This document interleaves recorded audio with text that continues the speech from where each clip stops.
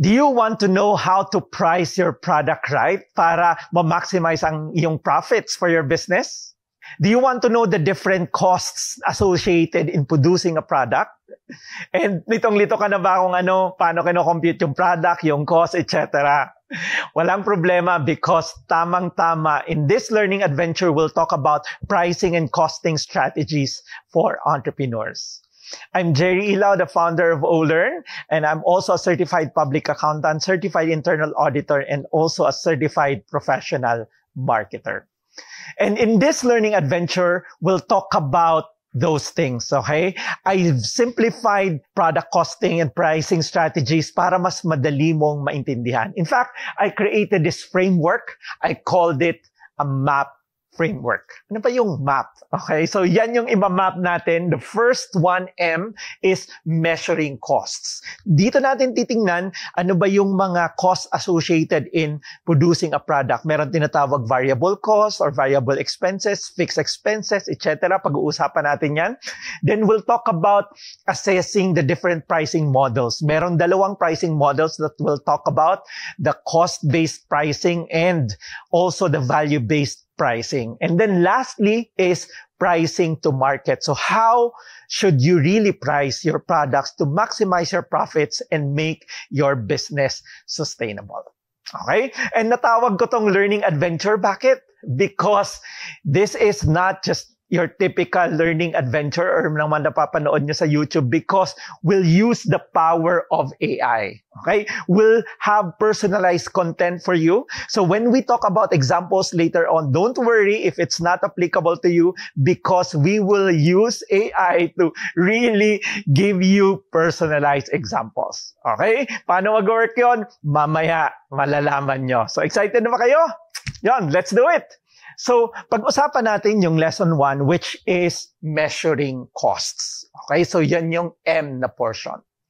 So, when we talk about costs or expenses, merong 2 types. Sabi ko nga kanina. So, the first one is variable expenses and then the second one is fixed expenses. So, ano yung variable? Yung variable, usually, ito yung mga costs that are directly involved in producing a product or service. So, for example, nagmamanufacture ka ng, isang phone, di ba? So, lahat ng mga costs doon na directly involved in producing that product, yun yung tinatawag na variable. So, maybe nandun yung battery, yung screen, kung ano pang mga components, okay, ng phone na yon, yun yung generally variable costs. And yung fixed costs naman, ito yung mga costs na not directly related in producing the product or service. Okay? So yan yung general concept. And very important that we distinguish kung variable siya or fixed. Okay? Because not all expenses or costs are created equal. Later on, malalaman nyo na critical na ma-distinguish natin kung variable ba siya or fixed. Okay? Pag-usapan natin yung variable cost. Ano yung mga examples ng variable expenses for your business? So, sabi ko nga, ang main component nun is the product cost. So, ano man yung mga expenses related to producing a product or service, generally variable cost yan. And it goes up and down depending on sales volume. So anong ibig sabihin nun? Kung sakaling 10 lang ang benta mo, konti lang yung variable cost mo or variable expense mo. Now, kung sakaling 1,000 o 10,000 ang benta mo, okay, tumaas yung sales volume mo, ibig sabihin, ang total cost, variable cost mo, tataas din. Okay? Because directly related siya sa product, di ba? So, kung halimbawa, 10 piso for you to produce this product, or kaya kung binili mo, 10 piso ang binili mo, tapos nakabenta ka ng 100, so magkano ang variable cost mo? 100 times 10, the variable cost, 1,000. Okay?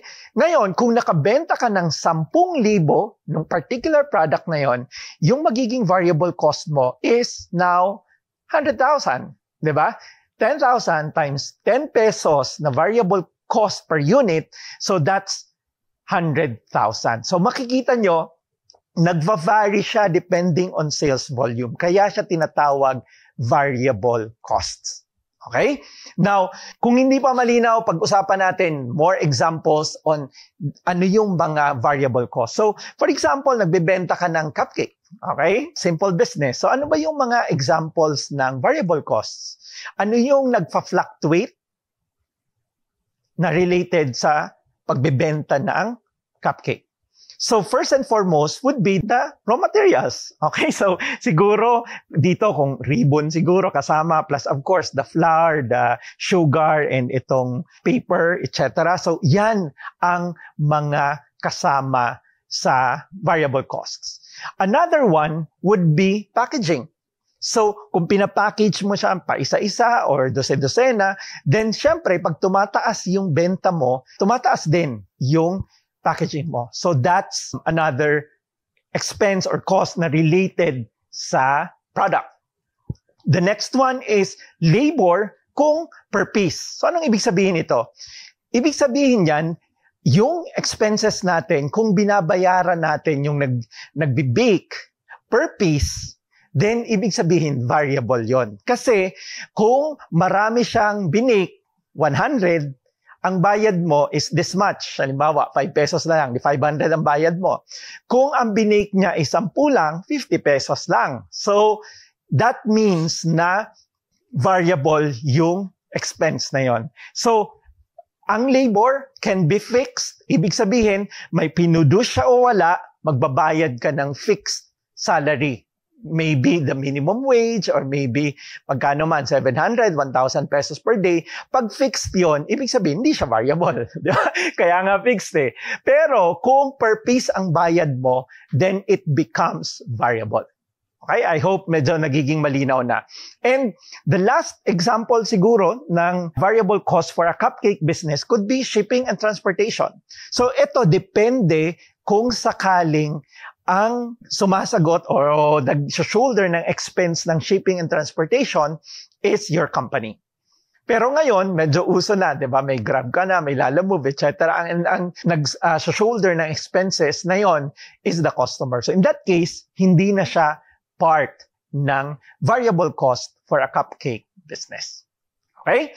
Yan. So I hope mas nagiging malinaw. Now let's talk about a service business naman. Kanina pinag-usapan natin product-based business, which is the cupcake. Ito naman is a service-based business. Halimbawa, spa. Okay? So ano yung mga variable expenses ng isang spa? So nandyan yung masusalary again if commission-based sila. Okay? So, kung fix ang salary nila, whether may client sila or wala, then hindi sila variable. But kung binabayaran nyo sila na based on the number of clients na servicean nila, then variable expense siya. Okay? Ano pa? Okay? Ano pang sample? Siguro yung, syempre, massage oil na ginagamit. Okay? Nandyan din siguro yung laundry ng towels, ng sheets. Kasi syempre, kung marami kang kliyente, yung oil mo mas madaling maubos. Or kaya yung marami ka rin mga towels na, ano tawag mo dyan, nilalabahan. Okay? So, kasama yan sa variable expenses. And kung nagbibigay ka ng tea, okay, after the massage, then additional variable expense yan. Okay?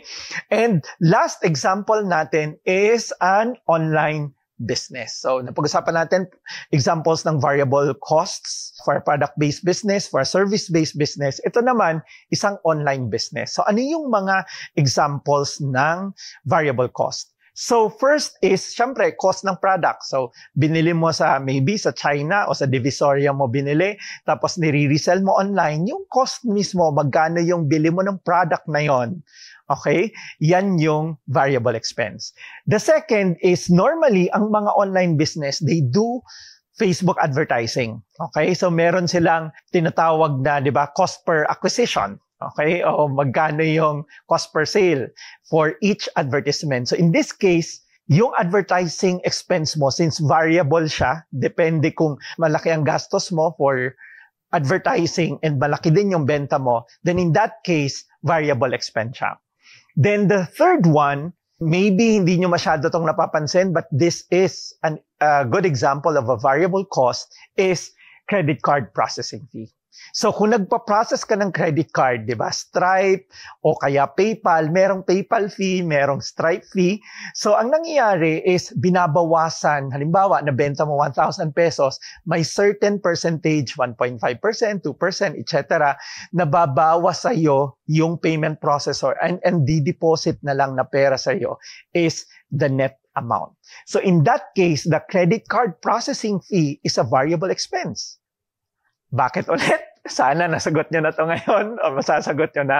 Because kung mataas ang benta mo, let's say 1 million ang benta mo in a month, mas mataas din yung credit card processing fee mo. Tama? Pero kung 1,000 pesos lang benta mo sa online business mo, then mas mababa din yung credit card processing fee. So in effect, di ba, variable siya. It varies in total. Kung mataas ang benta, mataas. Kung mababa ang benta, mababa. So yan lang yung tandaan nyo sa variable expense. And of course, lastly, shipping fee, similar to kanina, but ngayon ang nangyayari is minsan or kadalasan, di ba, ang nag-shoulder ng shipping fee is yung customer. So in that case, hindi na siya kasama. Pero if you're the one, di ba, shouldering, paying for the shipping fee, then variable expense yan. Okay? So, I hope with these 3 examples, mas malinaw na sa inyo ano ba yung tinatawag na variable expense. So, tandaan nyo lang, okay? Pag tumataas yung benta, tumataas din ang expense. Okay? Pag mababa, mababa din. Yan yung variable expense. Okay? Now, nalaman natin variable expense. So, ano gagawin natin doon? Okay? So, gagawin natin is we compute the cost per product or service. And sabi ko nga kanina, di ba? Very important na ma-determine natin kung ano yung variable expense and ma-separate yon from the fixed expense. And in a while, maiintindihan nyo kung bakit. So, una muna, let's compute the product or service. So, ibig sabihin nun, kung ang bili mo, sabi ko nga kanina, bili mo ng isang product na binibenta mo is 10 pesos, then yun na yung 10 pesos siya. Diba? 10 pesos siya per product. Yun na yung variable cost mo per product. So, dun sa example natin kanina, so dito, kukomputin mo, i-add mo yung maso-salary, i-add mo yung massage oil per, i-laundry, ilang towels ba? Isa, dalawa, and sheets, etc. Magkano magpalaba? Tapos, kukomputin mo yan per client, tapos magkano yan? And ang total nun is your variable expense. Okay? So, yan yung sinasabi natin dito na you compute for the total variable cost per product or service. Okay? Now, what if naman you purchase in bulk? Okay, so sa example natin kanina, meron kang cupcake. So, ang gagawin mo, syempre hindi ka naman bibili na, pabili nga po ng 30 grams ng flour kasi yun yung isang cupcake. Hindi naman ganon, di ba? Bibili ka most probably ng 1 kilo, 2 kilo, or kung bultuhan na, maybe tonelada na or so many number of kilos. So, ang gagawin mo, if you purchase in bulk, is you allocate it to the number of products it can serve. Okay, so anong example nun? Halimbawa, 1 kilo bili mo. Tapos halimbawa, 200 para mas madaling makompute. Pero good for 20 cupcake siya. Okay? So, ano yung cost, variable cost per product? So, simple lang. 200 pesos divided by 20, kasi 20 yung magagawang cupcake nun. Ibig sabihin, 10 pesos per cupcake. Okay? Flour lang tong pinag-uusapan natin. Okay? So, 10 pesos now, gagawin mo din yan sa sugar. Maybe 1 peso yan. O tapos packaging, yung sinabi natin kanina. And all other variable costs, idadagdag mo yan dito. Okay? Then, suma total, maybe it's 15 pesos, 20 pesos, depende. Okay? So, yun yung variable cost mo per product. Okay? So, I hope na in a nutshell, mas naintindihan nyo yung paano kinocompute yung isang cost ng isang product. Nasa isang angle pa lang tayo, okay? Variable cost pa lang. And in a while, pag-usapan natin yung fixed cost naman. Okay? But As I've said kanina, this is a learning adventure because we're going to personalize this for you. So, excited naman kayo? Paano natin gagawin yon? Well, we have our olearn.ai. So, tanong nyo probably sa sarili nyo, Sir Jerry, okay yung example, medyo naintindihan ko na yung variable cost, okay, product cost, or kaya yung mga masu-salary, etc. Pero, medyo iba yung business ko eh. Ano kaya yung variable cost in my particular product? Okay, so kung yun yung product nyo, we have what are your variable costs? So we'll use AI, okay, to personalize the examples for you. So I want you to go to olearn.ai. So go to olearn.ai and then hingan kayo doon ng code. Type in this code Y1018. Okay, Y1018. Okay, and with that, hingian kayo ng name and email. So make sure that you put the right email because we will email to you the results of this. Okay, so you have the option to email yan para ma-receive nyo yung email na yon. So make sure that you put in the right email, of course, your name. So ano yung mga examples ng variable cost for your particular product? So, we'll customize it. Simply go to olearn.ai and input the code Y1018. Okay, very exciting yan.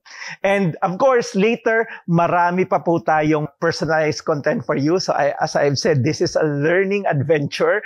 We want to personalize the content based on your situation, based on your products, based on your role, etc. Depende sa training. So marami tayo niyan. That's how we really envision training should be done here at Olearn. Okay, so bantayan niyo yan mamaya. Okay, so I hope na pinuntahan nyo yung olearn.ai para yan mas ma-personalize yung content para sa inyo. Now, let's move on to fixed cost. Ano naman yung tinatawag na fixed cost? Okay? So, yung fixed cost naman, yung main component na generally, yung operating and tinatawag na administrative expenses. So, yung operating, nandyan yung mga salaries natin na hindi variable-based. Okay? Tapos, kung may office tayo, nandyan din minsan yung mga rentals natin, etc. And yung administrative naman, this one is somehow related dun sa admin office natin. So, yung kanina, rental na na-mention ko kung may sales, may branch tayo sa malls, di ba? So, yung mga branches natin, ang rental doon, generally, pumapasok dito sa operating expenses. Sa administrative expenses, dyan pumapasok yung rental ng office natin. Okay, so admin staff. So, mga accounting nyo, accounting person, or kaya customer service, etc. So, dyan yan pumapasok.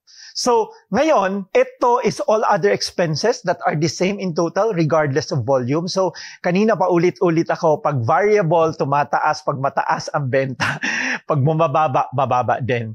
For fixed expenses, it's the same. Okay, kaya napansin nyo kanina, yung graph natin, balikan ko lang, yung graph natin ito, parehas lang. Okay, diretso lang. So, wala siyang pake. So, ang ibig sabihin nun, kung yung rental ng office mo, okay, meron kang nire-rent for your head office, let's say 50,000, okay, or 100,000. Now, kung tumaas man ang benta, tataas din yung rental natin sa office, hindi siguro, di ba?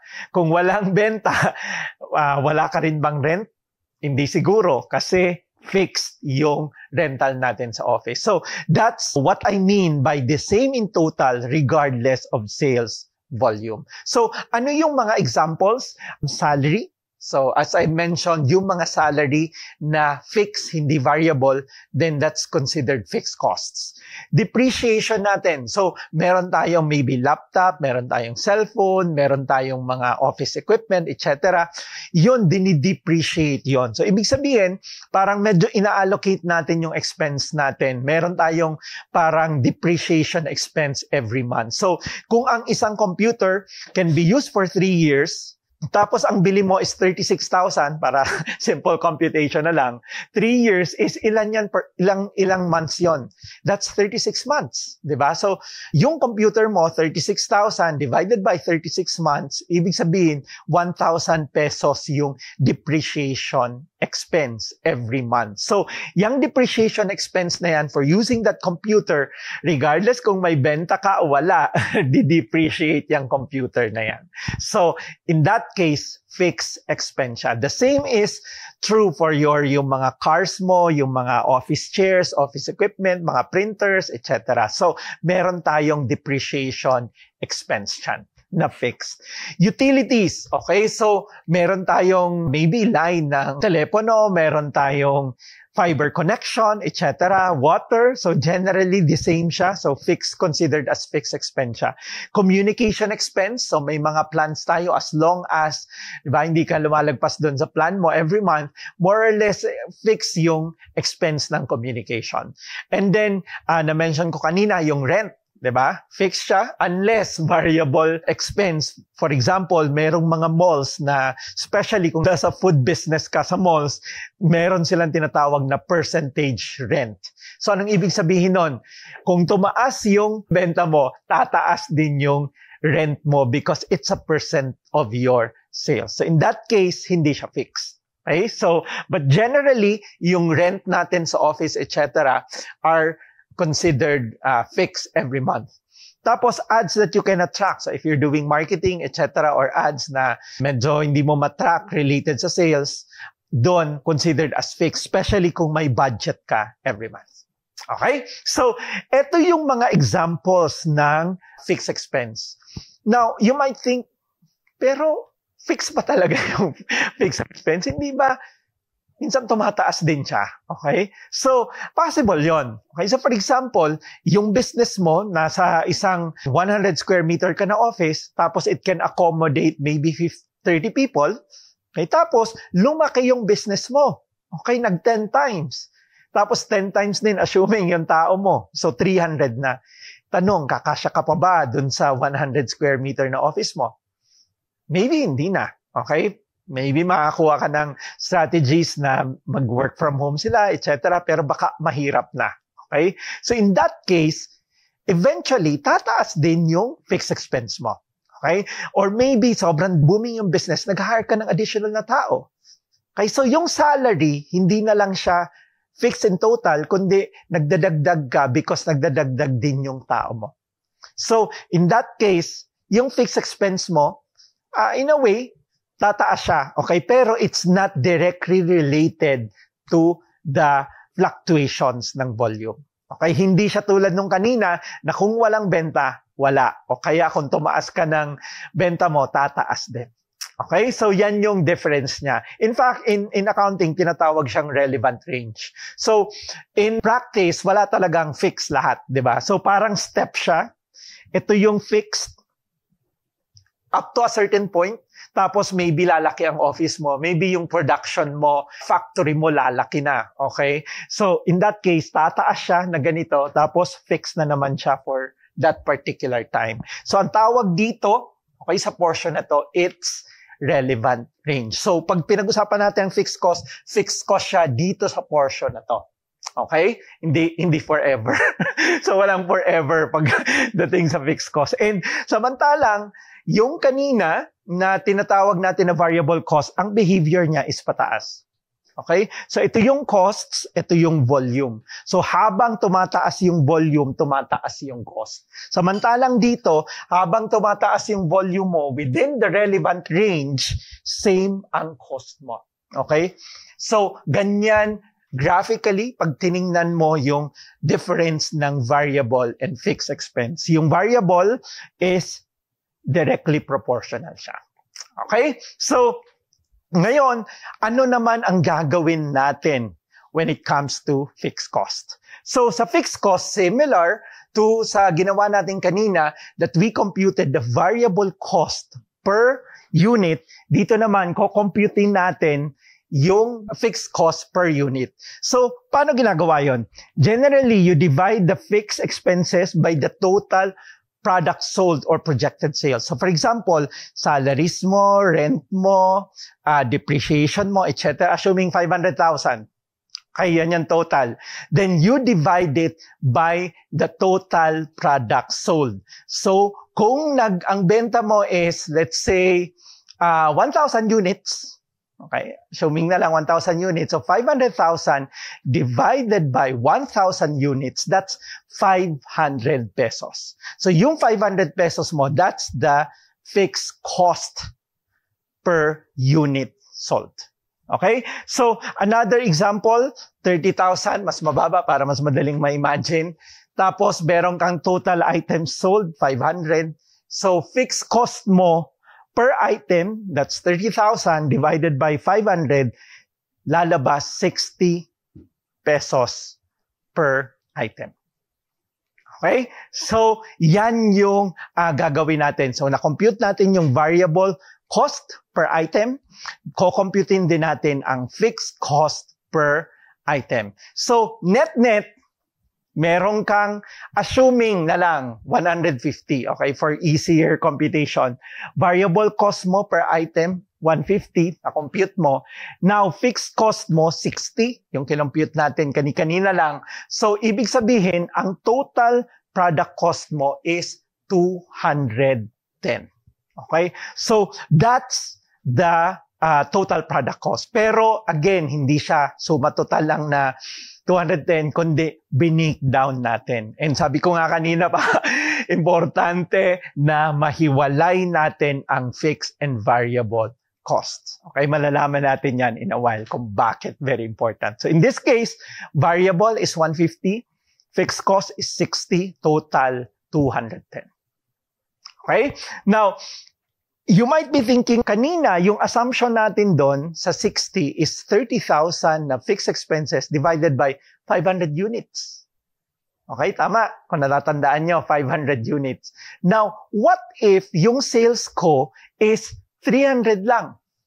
Ano mangyayari? Ano ba magiging behavior ng fixed and variable expenses? So, papakita ko sa inyo kung ano ang magiging difference niyan kung tumataas o bumababa ang volume natin. So, ito yung total cost per unit. Sabi natin variable cost is 150.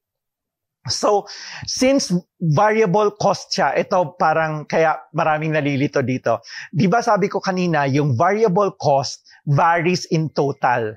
Okay, so abang tumataas ang sales mo, tataas din ang variable expense mo dahil minumultiply mo siya sa number of items sold. Okay, pero ang behavior niya per unit, okay, per unit na pinag-uusapan natin is the same. 150 lang siya. Okay, so in this case, variable expense, 150. Now, yung fix natin na 30,000, sabi natin, what if 300 lang? So, ang mangyayari, 30,000 divided by 300, that's 100. Okay? So, yan yun. Magiging total product cost mo is 250. Natandaan nyo kanina, yung computation natin, 500. Tapos, 60 siya because 30,000 divided by 500 units, kaya naging 210. Now, what if naman naging mas mataas? What if 800? So in that case, mangyayari, 30,000 divided by 800, 37 na lang, ang cost mo na lang is 187 per unit. Okay? So, ito, pag tiningnan nyo yung variable cost natin, fixed siya per item, pero varies in total. Yung fixed cost naman is fixed cost in total, pero per item, iba-iba siya kasi dinidivide natin by the projected number of items. Okay? So, I hope na nakita nyo kung ano yung difference ba ng tumataas yung benta mo. Pag tumataas yung benta mo, ibig sabihin yan, mas bumababa yung total product cost mo. Why? Because yung fixed expenses mo, which is in this case 30,000, na-allocate mo across many items sold. Kaya kung nakabenta ka ng 800, bali 37 pesos lang ang allocation nun ng fixed expense. Pero kung 300 lang ang nabenta mo versus 800, magiging 100 pesos ang allocation mo per item. Okay, so yan yung difference niya, yan yung behavior. That's why sinasabi na meron tayong economies of scale. That's another learning adventure na diniscuss ko. Yan, so I hope you can check that out. So yung tinatawag na concept sa finance na economies of scale. Ibig sabihin nun, habang lumalaki yung negosyo, nagkakaroon ka ng mas murang cost. Okay? And the reason for that, isa sa reason yan is ito. You're able to allocate the same fixed cost, in this case, 30,000, to more units sold. Naging 37 na lang versus dito, imagine niyo kay 100 pesos. So parang ilang savings ba yon? Halos 63% savings. Di ba? Sobrang laki. And that's simply by selling more from 300 to naging 800. Okay? So, yan yung behavior ng cost per unit for your fixed cost. So, I hope yan mas naging malinaw na. If you have any questions, yan, just feel free to comment. Okay, so it's time to personalize this for you. Okay, it's something that we are pioneering here at OLearn. So, pag-usapan natin, paano nga ba ipi-personalize yung what we just discussed for your business. So, maybe yung tanong nyo, okay, medyo naintindihan ko yung mga fixed expenses, pero ano ba yung mga sample for my particular product or business? Well, just go to olearn.ai and input the code Y1030. Now, hopefully, nagawa nyo yung kanina na. So, in that case, you don't need to input your name and also your email. Just press that, enter another code link. Okay, so once you enter, click that link, you can input the code Y1030.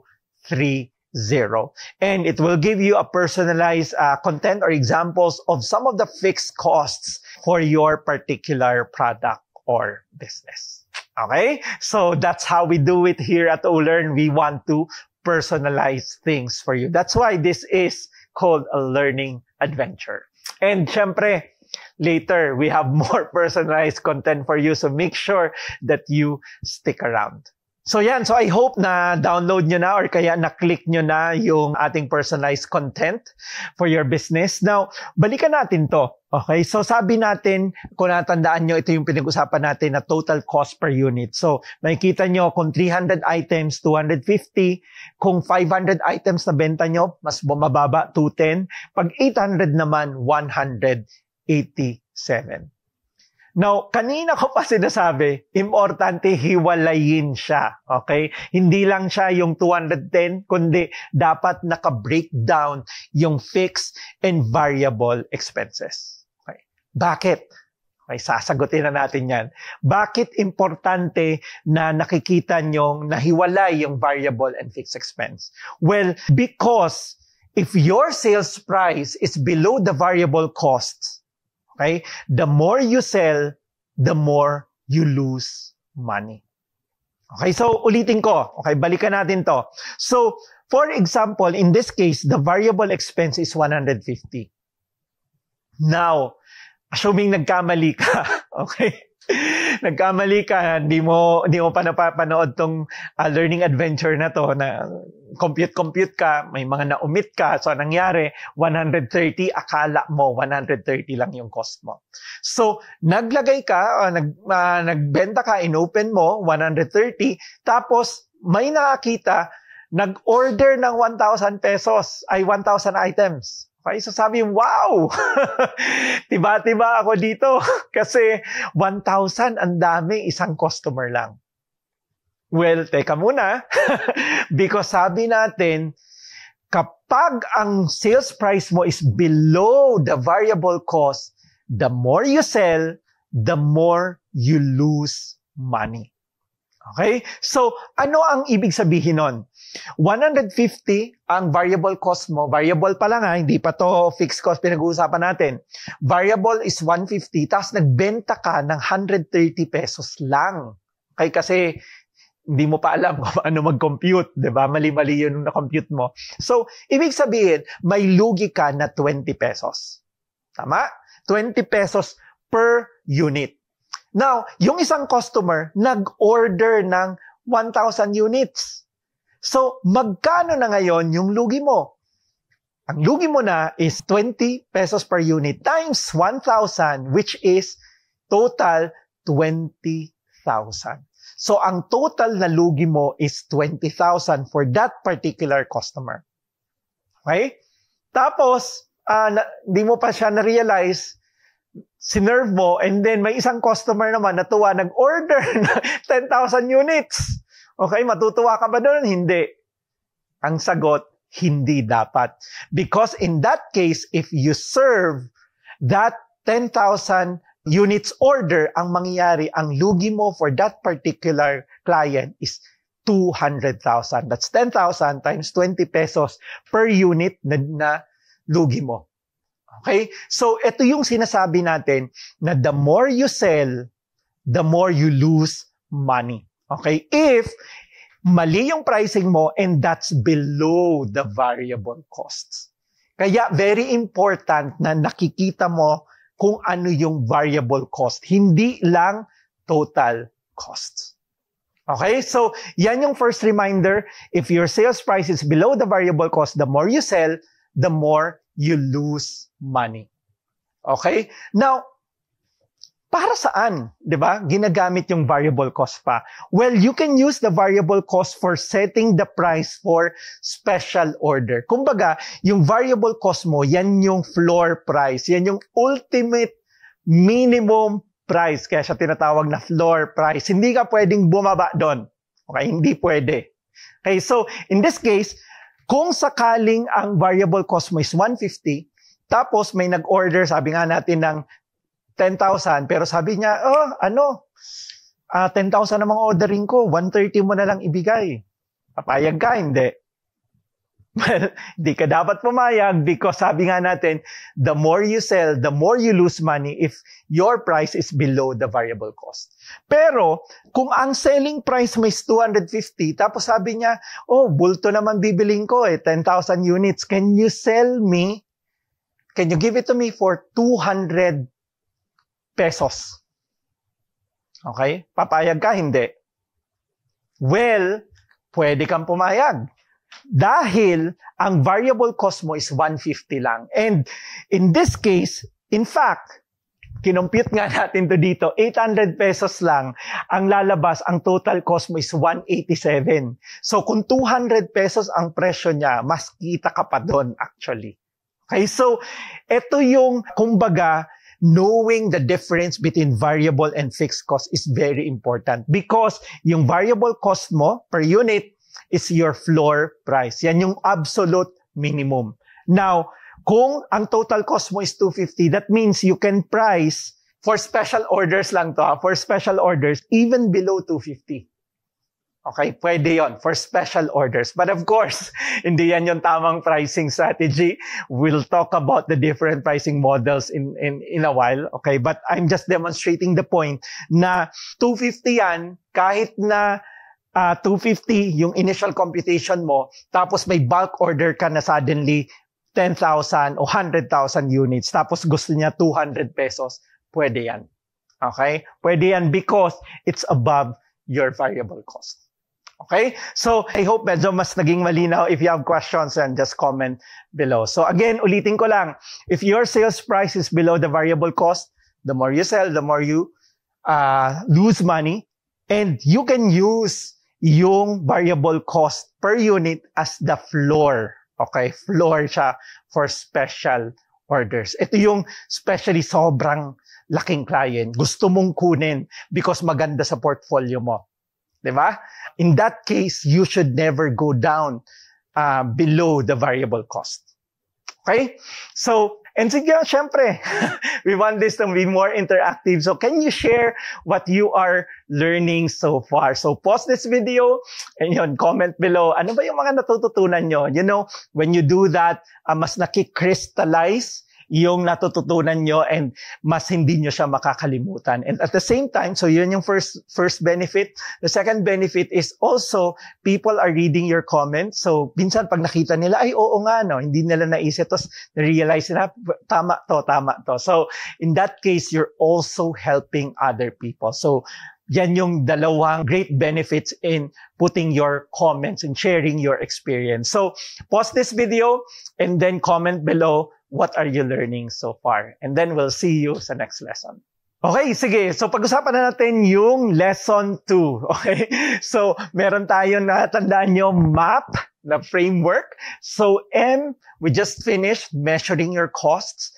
Yung A naman tayo, which is assessing the pricing models. Okay, so maraming pricing models, and for entrepreneurs na hindi masyadong familiar sa accounting or finance, baka medyo malito kayo. So I'll simplify it. Okay, so sobrang daming mga pricing models, etc. So I don't want you na ma-overwhelm, especially kung hindi kayo masyadong familiar, di ba, sa finance or accounting as entrepreneurs. So for entrepreneurs, sisimplify ko lang yung 2 types ng pricing models para yan, mas madali nyo maintindihan. So ano yung 2 types? The first one is cost-based, and then the second one is value-based pricing. So ang cost-based, ibig sabihin yan, yung kinompute natin kanina, di ba, na 250, 210, saka 187 ba, etc. So you compute your cost and add your desired markup. So ang starting point ng ating pricing, ang base ng ating pricing is the cost. Okay, kaya siya tinatawag na cost-based pricing. The second one naman is value-based pricing. So ang starting point, hindi yung cost, kundi ano yung value na binibigay natin sa ating customers or ating clients.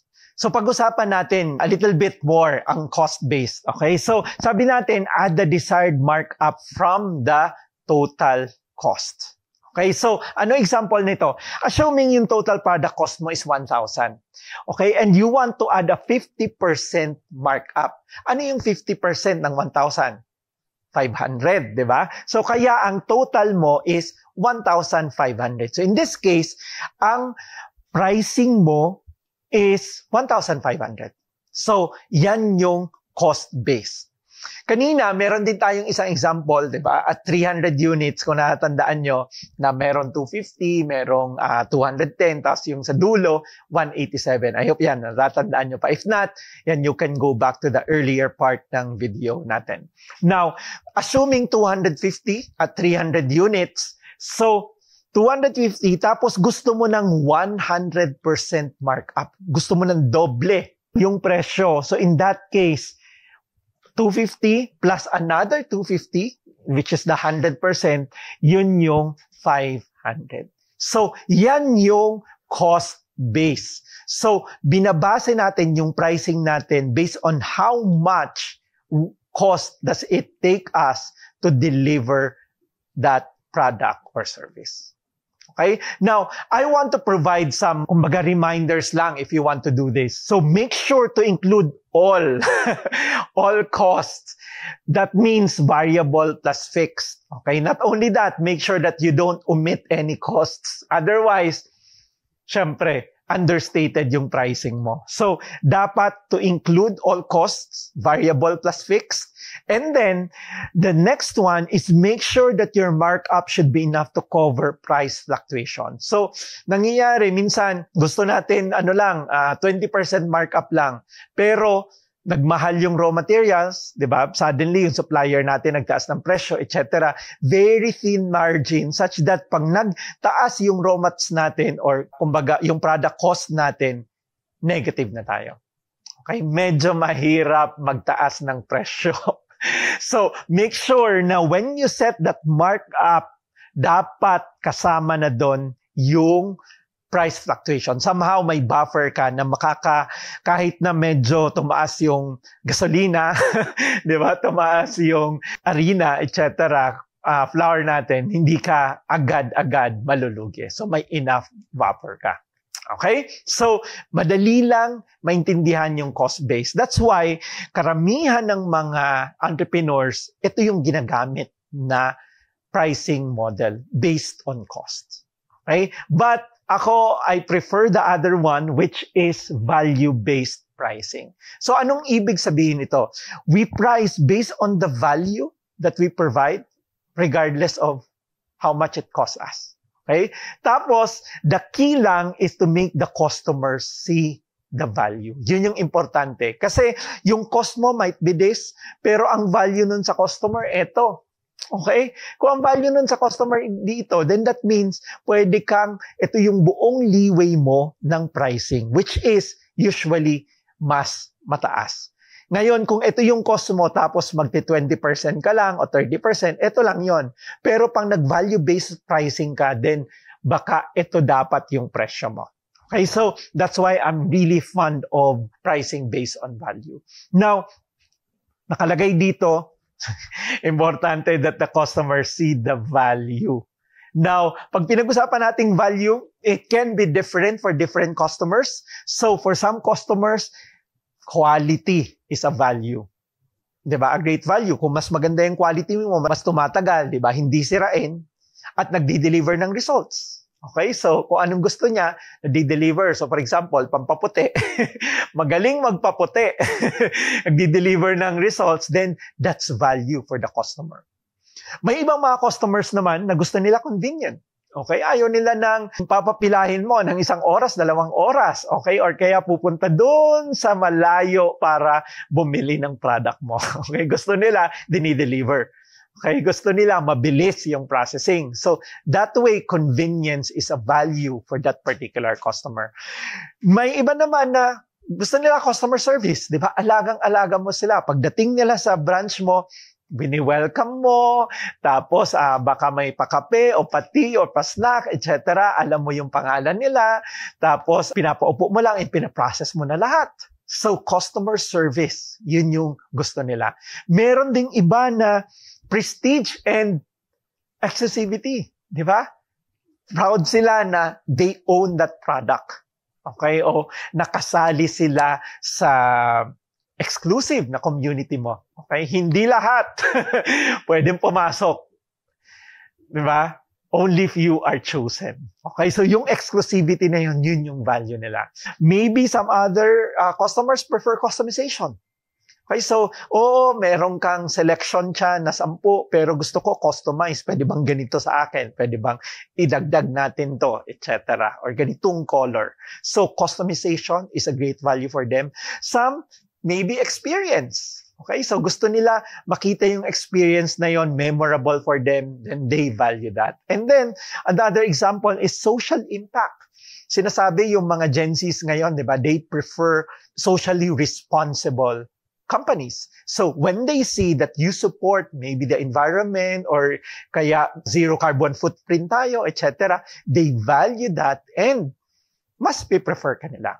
Okay, so these are just some of the more common value that you can provide for your customers. But again, later, we'll give you idea. Again, sabi ko nga, we want to personalize this. We'll give you idea on how you can improve that value for your customers. So watch out for it. So let's look at some examples para yan, mas ma-crystallize para sa inyo yung anong ba yung value-based pricing. So, for example, di ba, nag-create ka ng video. So, pwedeng tingnan mo yung video as cost-based. So, ilang oras ba ang i-google ko dyan, i-alat ko dyan to shoot that video or kaya to edit that video. So, na-compute mo, maybe, sabihin natin, 5,000 pesos. Okay? So, kasama na dyan yung oras mo, then oras ng editor, etc. So, 5,000 pesos for maybe a 5-minute video. Okay? So, yun yung cost base. And then you say, gusto ko ng 100% na markup. So, you make it 10,000. So, mag-produce ka ngayon ng video for your clients, 10,000 pesos. So, that's cost base. Okay? Pero, yung value-based is you look at ano yung value ng particular na video na yon. Maybe if it's a product video that they are using to promote online, maybe that will bring in, sabihin natin, 1 million sales. Okay? O kaya 2 million sales. Or maybe your client is into franchising and that particular video can generate hopefully 10, 20 franchisees and one franchise is 1 million. So, anong ibig sabihin nun? 10 million to 20 million ang pwedeng i-deliver nun. So, looking at that value and making that client realize kung gaano ka-valuable yung video na gagawin mo, especially if you're really talented, di ba? Na magaling ka magawa ng video and maybe the script, copywriting, etc. And you can deliver this much results for the client, maybe it's not just 10,000 pesos. Maybe it's 20, 30, 50,000, 100,000, I don't know. Depende. But again, that's looking at the potential na ito yung value, okay? Ito yung value that you can deliver to the client and you price based on that. Maybe 5%, 10%, 20%, 50%, etc. So that's an example of making the client realize yung value na yon and then charging based on that particular value. Regardless kung gaano kamura mo siya mapuproduce. Naalala ko tuloy yung kwento na narinig ko about Picasso, no? So sabi niya, parang may kwento ko na narinig na, syempre sikat siya, tapos may clients na customers na, can you draw this? Can you paint me? Etc. So, lumapit sila kay Picasso and then, yan, nag-drawing si Picasso ng, let's say, 2 minutes. Okay, rin niya, nag-paint siya yung tao na yon and then, binigay niya, tapos he charges a huge amount of money. Okay, so sabi nung client, teka, bakit naman? Sobrang mahal, 2 minutes mo lang ginawa.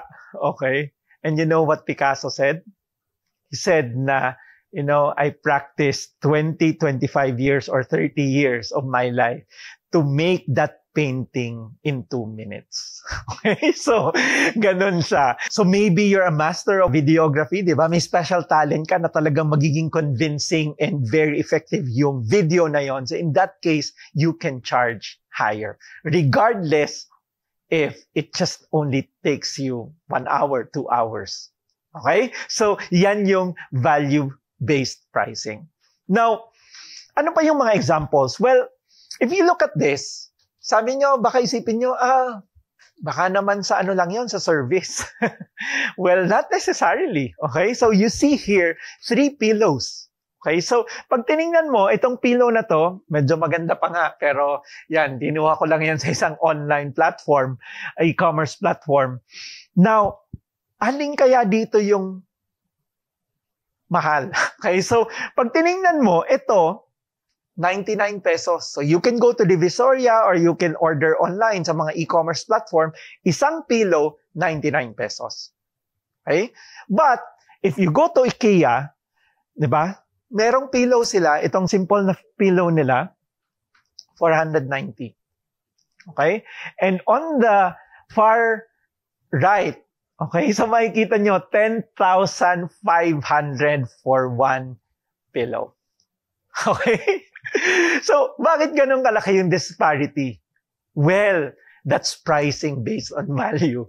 Okay? And these brands are able to create that niche, di ba? That value in the minds, okay? Importante, in the minds of the customer such that willing sila to pay 10,500, which is 100 times more expensive than the one that you can get online. Okay, so yan yung differences. And you see this across different products. Kasi ang problema as entrepreneurs, lalo na pagbago ka, iniisip natin, mura, okay? Bigay tayo ng presyong mura.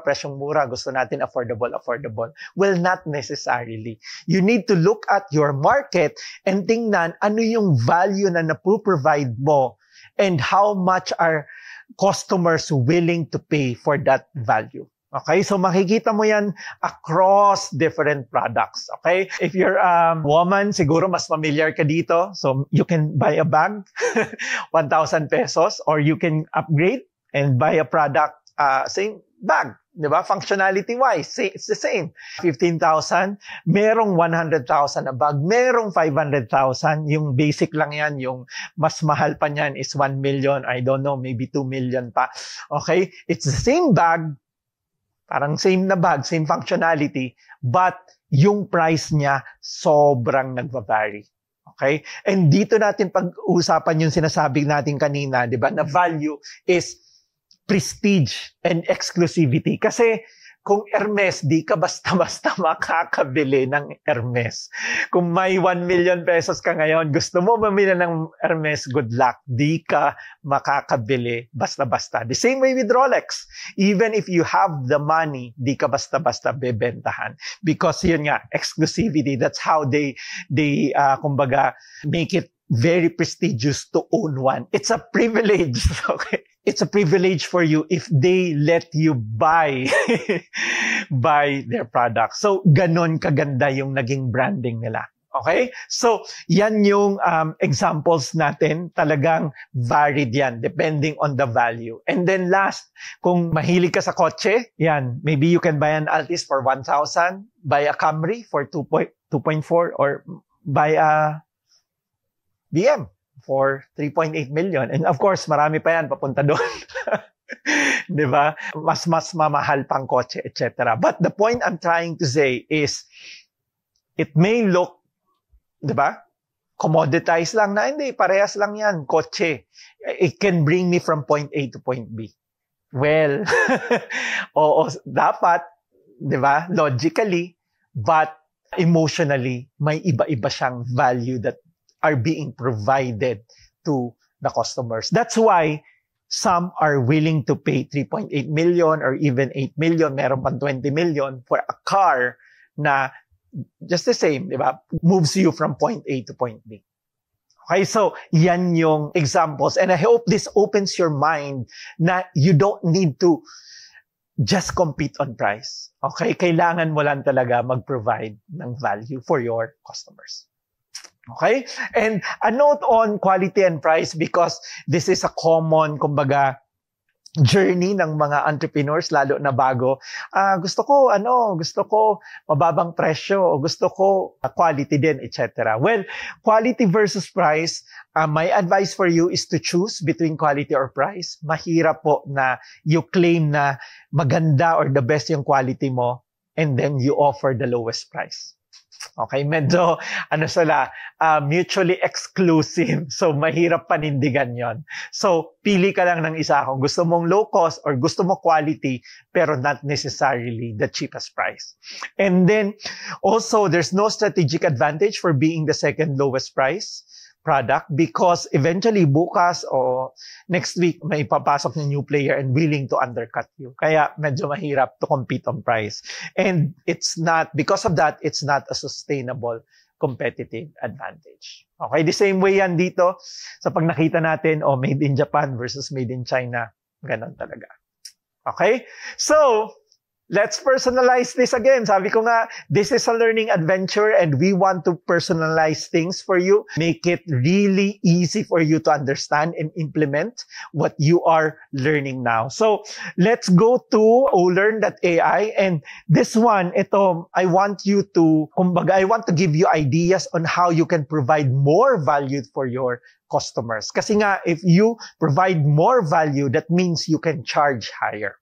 Okay? So, go to olearn.ai, or kaya kung ginawa nyo na yung kanina na exercise, you don't need to input your name and email. Just enter another code and then put in the code Y1055. Okay? Y1055. And then, we'll give you an idea based on your product kung ano yung mga pwede mo pang gawin to provide more value for your customers. And I hope, makakatulong yan sa inyo.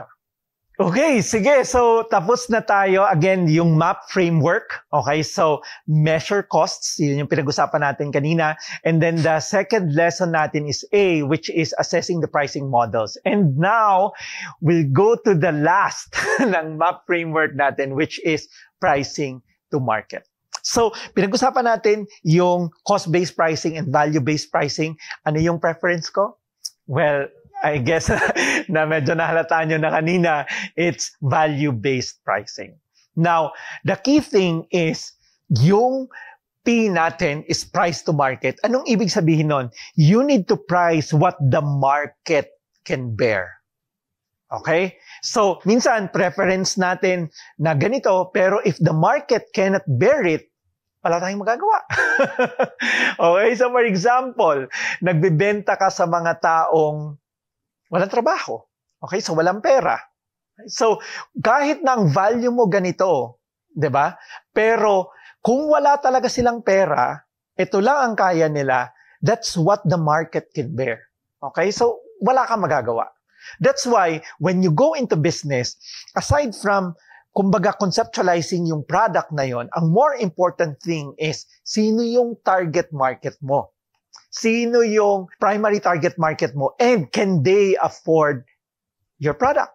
Okay, so nakita natin kanina, merong mga 1,000 na bag, merong mga 500 o 1 million pesos na bag. The same way sa kotse.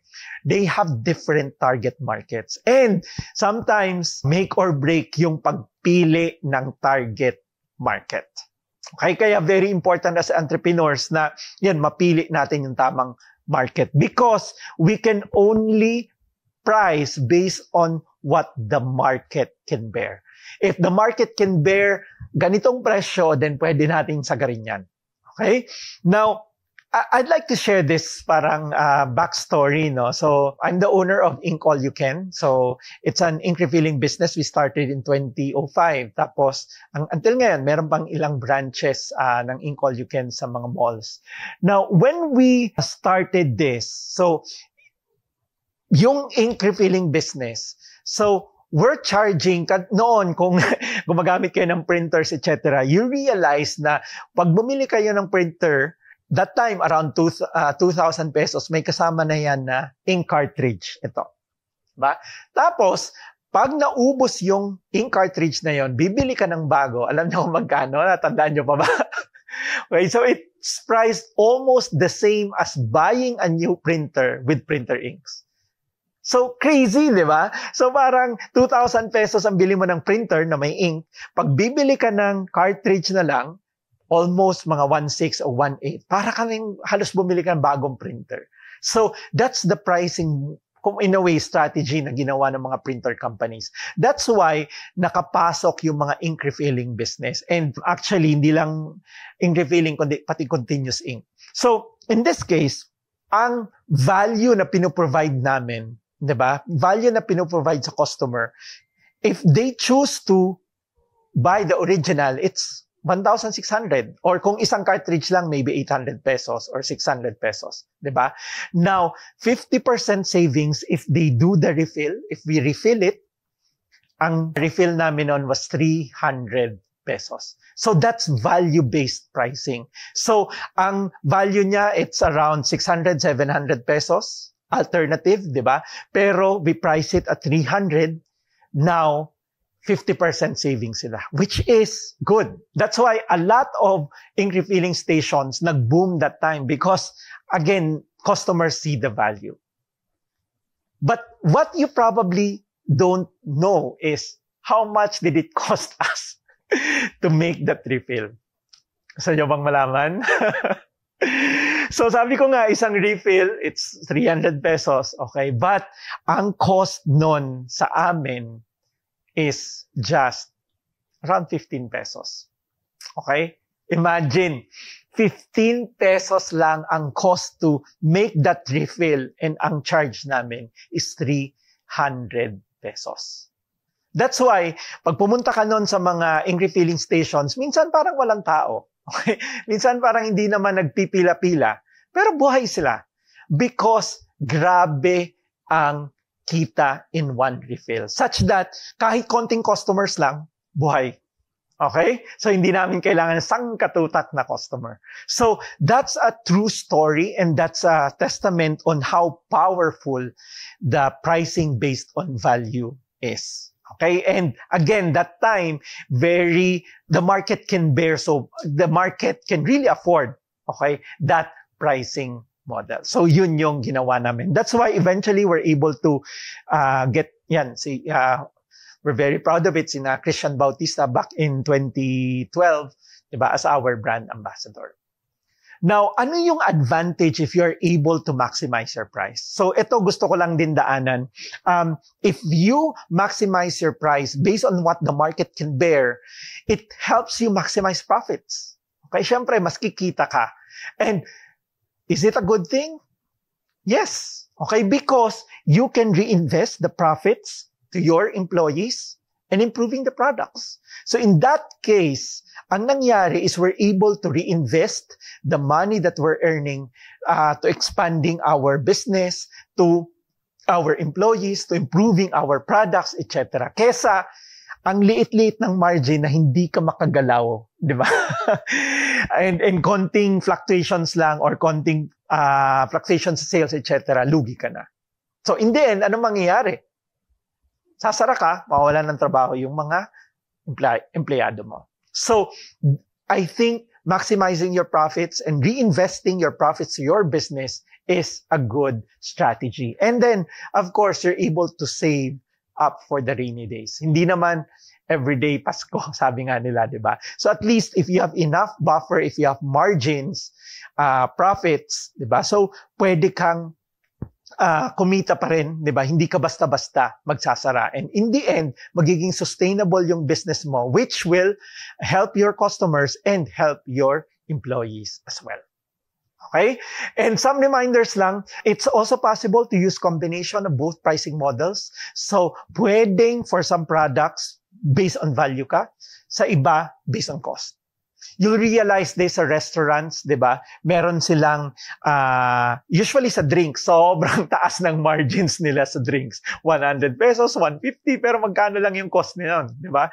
Ang konti lang. So, they earn so much sa drinks. That's why pupush nila yung drinks. Now, for some products na very competitive, maybe pricing based on cost siya.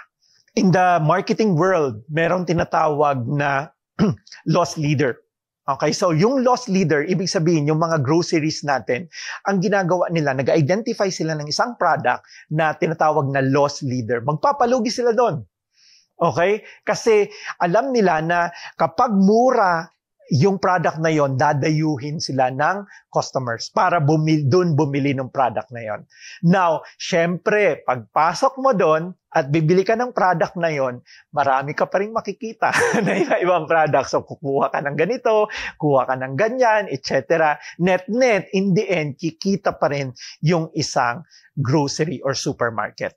Okay, so that's why sa mga, kumbaga, practice for certain groceries and supermarkets na meron silang loss leader na tinatawag, na binababaan talaga nila ang presyo para lang maka-attract ng customer pero babawi sila sa iba. Okay, so it's possible to use a combination of both pricing models. You can tier your pricing to cater to more customers. So meron kang basic or standard, meron kang premium, o meron kang super premium. Okay, so silver, gold, platinum, etc. So pwede ka mag-pricing tiers para you can target more sensitive price-sensitive customers. At the same time, maximize the value on other customers na who are willing to pay more. Okay? And then lastly, na-mention ko na to kanina, but reiterate ko lang, it's harder to increase the price than lower the price. So, importante maganda if you can start high, diba? Lalo na kung bago ka, innovative yung product mo. That's what they do, diba? So, unang salbo niyan, mahal, tapos dadami yung competition, generally, medyo bumababa na yon. Okay? So, maganda that you can maximize that profit and able to recover your investments and reinvest sa business, etc. Tapos, later on man, kung sobrang dami ng competitors na you are pressured to lower down your price, at least, meron ka nang naipon na profits, di ba? To reinvest sa business and you're able to grow your brand using those profits. Okay, so yan yung mga key reminders. So net-net, price what the market can bear. And very important na you choose the right market. Okay? Kasi in the end, yun yung magde-depend what you can eventually put the price tag on. Okay? So, yan yung map framework natin. I hope na naging clear sa inyo how you can price your product. So, again, yung map framework, you can measure your costs. So, yung sa costs natin, pinag-usapan natin yung variable costs and fixed costs na very important na you distinguish. Okay? Kasi yung minimum, di ba, floor price natin is the variable cost per unit. You cannot go lower than that unless alam mo ang ginagawa mo, like being a loss leader na na-mention ko kani-kanina lang. Okay? Tapos, assessing pricing, meron tayong cost-based pricing and then value-based pricing. And ako, ang preference ko is value-based. So, kaya nga, very important that you are able to, kumbaga, let your customer see the value of what you're providing. And then, lastly is, eventually, it's a price to market. So, kung ano yung price, what the market can bear. Kasi very important na we are able to target the right market para you can maximize the price. Okay? And sabi ko nga, this is a learning adventure and I want you to take action. Okay, sayang naman na nanood kayo ng almost an hour na video na wala kayong gagawin. So, please do take action. Put in the comment section what's the 1 or 2 takeaways that you will implement from this course. You know, sabi ko nga kanina, when you do that, first, mas nagiging committed ka.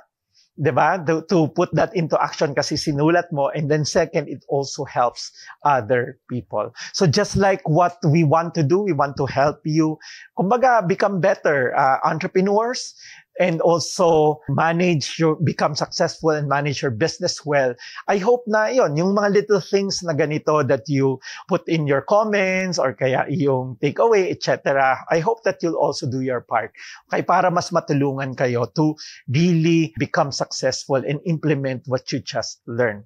Okay, so take 1 or 2 takeaways, put it down in the comments and how you will implement it for this course. Ayun! So, again, maraming salamat for joining me in this session. I hope na marami kayong natutunan. If you have any questions, just put in the comment section below.